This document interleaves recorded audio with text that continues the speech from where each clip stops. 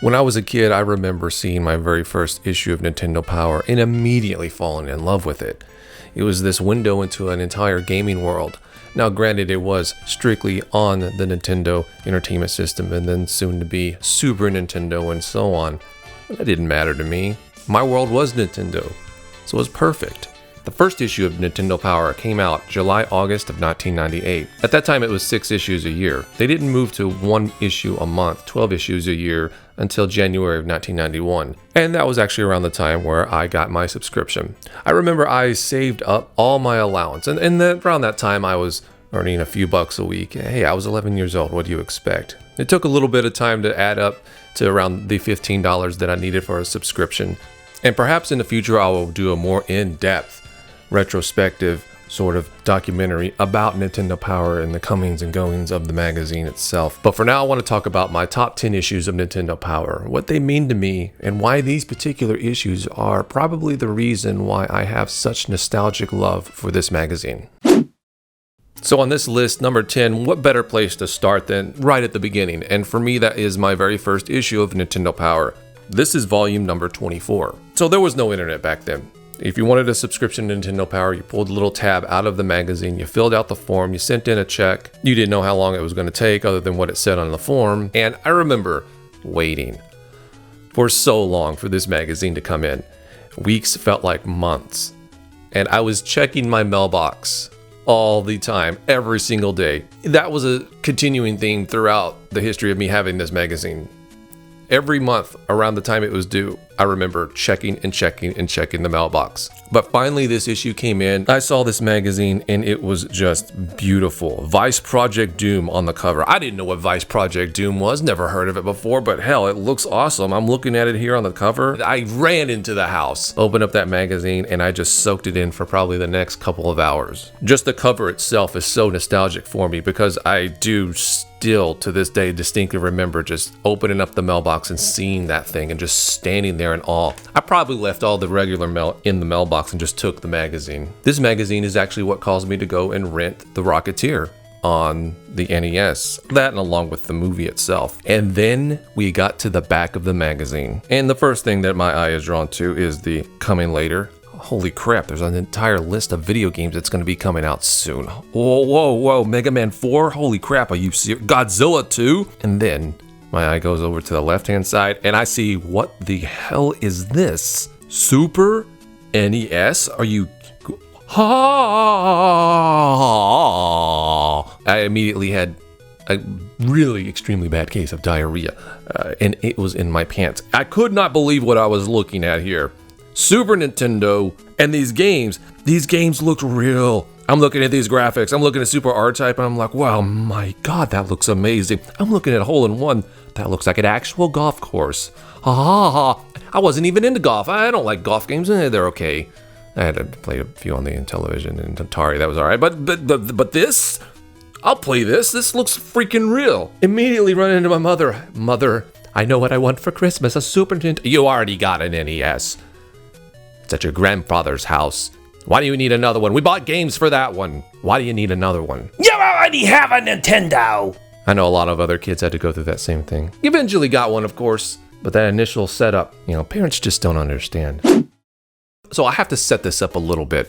Whenever I sent in my subscription form, it was $15 for 6 issues a year. However, the form that I sent in was from an older issue. I had no idea that they had actually upped it to 12 issues a year. So when I got that issue 24 in the mail, I thought I was going to be having to wait for 2 months to get another one. But a few days later, they sent me the issue that had come previously. Issue 23 comes in, and I'm like, what? It was then that I realized that I would be getting an issue of Nintendo Power once a month. So this is one of my favorite issues, just simply because of the nostalgia of and the memories I have of just being so surprised that this thing was even in the mail. And then you open it up to the classified information section. Yes, classified information. Oh my God. Turtles 2, the arcade game, stage select. Now at this point I had the game. I probably had beaten it. I can't know for sure, but I imagine I had beaten it already. But just being able to choose your stage and where you wanted to go, that was a really cool thing.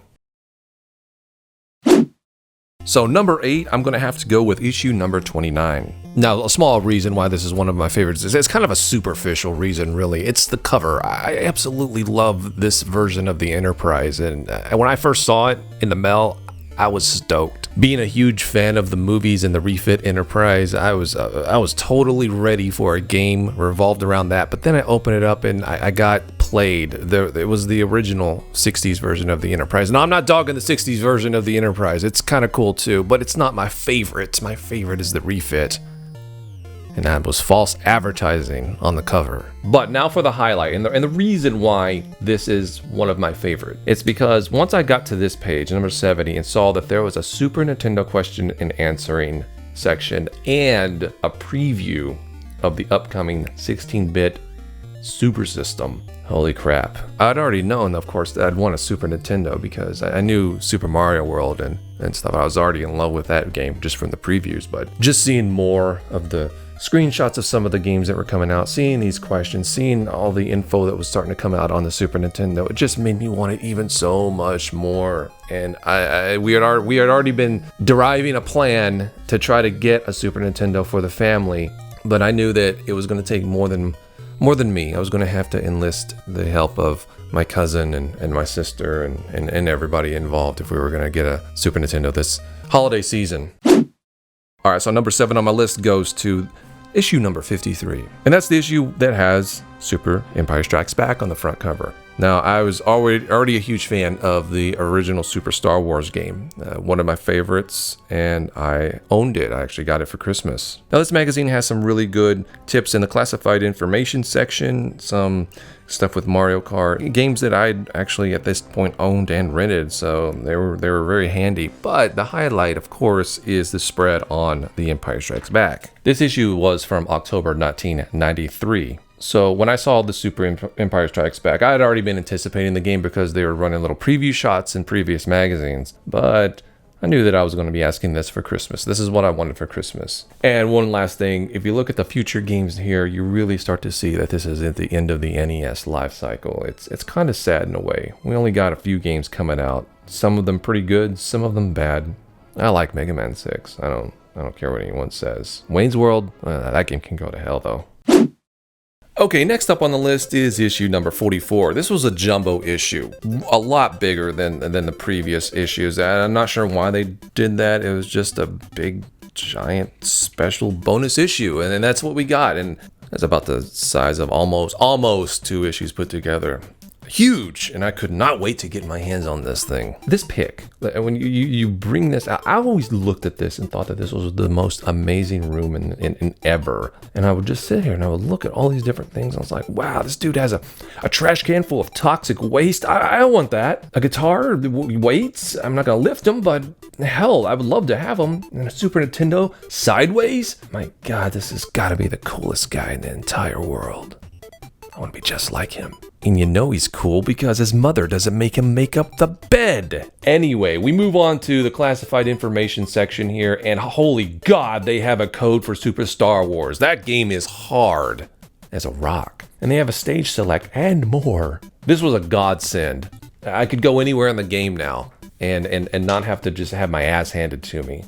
Now, I beat the game fair and square without doing a stage select, but sometimes you just want to pop it in and do the trench run. Another highlight of this magazine was this little section right here dedicated to Mario Paint. It showed you how to make different stamps, and I would do some of these. They would also show you how to do some of the animations. So you could do some pretty decent spot-on 8-bit graphics here with Mario Paint. And I was just always scribbling with it. I've made the worst stuff imaginable. And I don't know why, but this particular one has always stood out. The look on this cow's face. Look at it. He's just looking at it. It's just brooding. It's just angry. It's just like, oh, I hate those pigs. I hate those pigs. And and I know you drew them too. Yeah, I'm looking at you. You drew those pigs. You son of a bitch. This issue had a lot of stuff in it, man. Like previews of the potential CD-ROM. I mean, we thought we were at some point going to get a CD attachment to the Super Nintendo, so we would see previews of that kind of thing in several of these issues. And we have this little model of the R-Wing from Star Fox, and this particular issue has it intact, thankfully. But I remember as a kid, I cut it out and I made it because I was always into crafty things like that.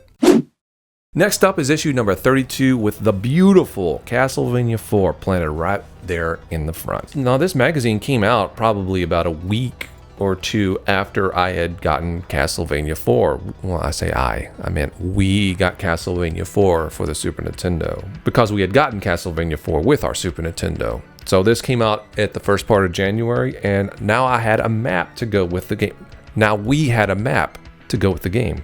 You know, and I was already loving the Super Nintendo. However, I was about to love it a lot more. I'd seen snippets of Link to the Past at that point called Zelda 3 throughout a few of the magazines previously, and they had piqued my interest. But when I saw this in this magazine and I realized how awesome this game could potentially be when it eventually came out, I knew that I was going to try to get it. Just seeing more of the screenshots and more of the story and all that stuff, and I had not played the original Zelda. This looked like it was going to be one of the best games I'd ever played in my life. Little did I know at that time it would be, but this magazine right here and this spread on Link to the Past is kind of what sold me on wanting to at least rent it and try it out eventually. So that is what kind of started my love affair for The Legend of Zelda: Link to the Past. And plus we have a spread on Mega Man 4, which I was still playing NES games at this point. It's not like I stopped playing the NES once the Super Nintendo came out. And that leads me to number 4 on the list, which is issue number 34, with A Link to the Past on the cover. Link to the Past hadn't been out yet. So I'm sitting here looking at this thing and just pining over this game and cannot wait until it gets released. They have maps, they have locations, they have much more info than they had previously, and it gives you a lot more in-depth look at what the game is going to be like. So my hype for this game was at its fever pitch with this magazine, with this particular issue.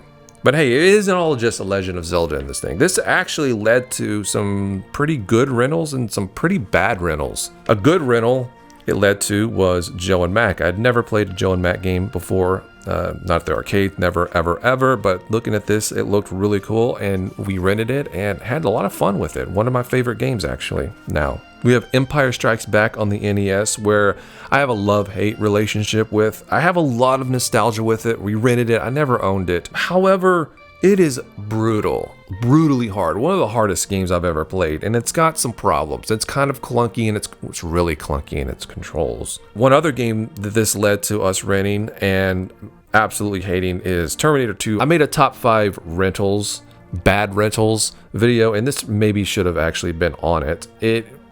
I got, after an hour, I was done with the game. It was just absolute crap. The part that I kept getting stuck at was when you were in the ravine, the little sewer ravine. I don't know what you call it, but you have to shoot the gates out and the diesel's behind you. I could never shoot the gates. I could never get out of that. But hey, that's just what happened back in the day a lot of times to us. We've all lived it.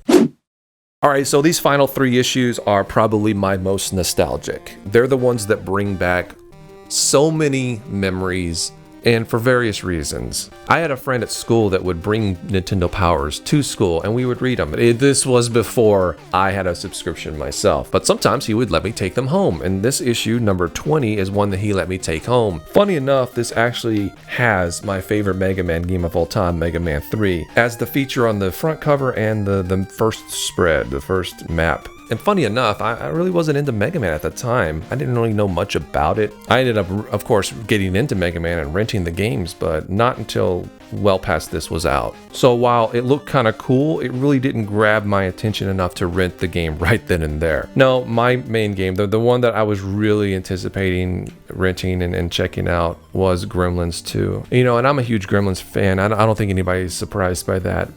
Just looking at this and remembering that particular night when I was in a floor of my grandparents' house playing the NES with this magazine right in front of me. And I don't remember it specifically, but I was probably eating nachos or popcorn or something, stuffing my face full of junk food, getting the magazine all greasy when I had to bring it back to my friend.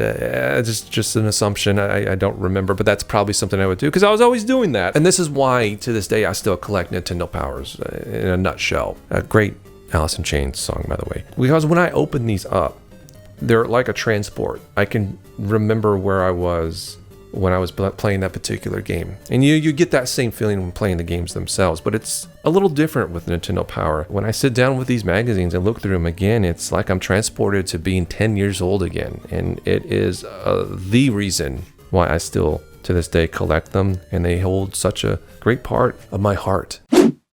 Next up on the list is the March-April of 1990 issue with Mario 3 on the cover. This is probably my most nostalgic cover. In fact, I had an issue that was torn up, so I took the cover of it and framed it. That's how much this particular cover just brings back so many memories. Now, this one holds a special place in my heart because I owned it before I had a subscription. This was purchased by my grandfather at a newsstand one day. I took it home, and Mario 3 had already been out. We had the game, but this was the first time I actually had a magazine, a Nintendo Power magazine to look at and just go through, and I was just absolutely blown away by it. I'm pretty sure that this issue was the one that I used to fill out the subscription form in order to get my own subscription. So this was the catalyst for me even getting my own subscription. One interesting thing here, I didn't really think much about it at the time because I didn't really have a frame of reference, but looking back at it now, it's really odd how little space they gave Mario 3, which was at that time the definitive game for Nintendo, the game. Yet it was only given a few pages. It's like, whoa, you can't stay too long here on Mario 3, you gotta make way for silent service. There's probably a good reason for it. They're probably just holding back a little bit because they wanted people to buy that strategy guide. This also led to us renting A Boy and His Blob, and I'm pretty sure that this was the first time that we had a magazine and a map in front of us as we played the game. And it, believe me, look at this. It would have, how hard would this have been if you didn't have this map with you? And I like the game, but man, without this map, you don't know where the hell you're gonna go or it would be very difficult. All right, so we're down to number 1. I'm going to have to give it up to issue number 28. Oh my God. Okay, maybe that sounded a little bit sexual, that moan there, but look at that thing. Look at it. You telling me you don't want to make love to that beautiful, beautiful thing? Just those few months before the Super Nintendo, well, it was out, but before we got it, I would stare at this and be obsessed with Super Mario World. I was so obsessed. It's probably the thing I've been obsessed about the most in my existence, is the months leading up to being able to own Super Mario World. Now, I had never played the game at any demo or anything like that. The only thing I was going by was how amazing the game looked and how much I loved Mario 3 and all the other Mario games as well. I would sit here and I would just stare at these pages. And really, it's kind of the reason I wanted to do this video this time of year around Christmas, is because these pages and this magazine in a big way is synonymous with Christmas for me, because it led to probably our best Christmas of all time when we got the Super Nintendo, Super Mario World, and a few other games to go along with it. And of course, before I stop, I have to mention that this had Star Wars in it as well. And it was another game that I rented before the Super Nintendo came out to kind of pass the time. And it's a Star Wars game, and I still like this game to this day. It's not the best, but I really kind of like it. So there you have it. That's my top 10 Nintendo Power magazines of all time. Unfortunately, I don't have my original issues. I ended up giving them to Chris back when I was getting quote unquote too old for video games, and they were just kind of taking up space. I wish I still had them. I really do. I probably held them in my hands way more than the actual games that I owned myself.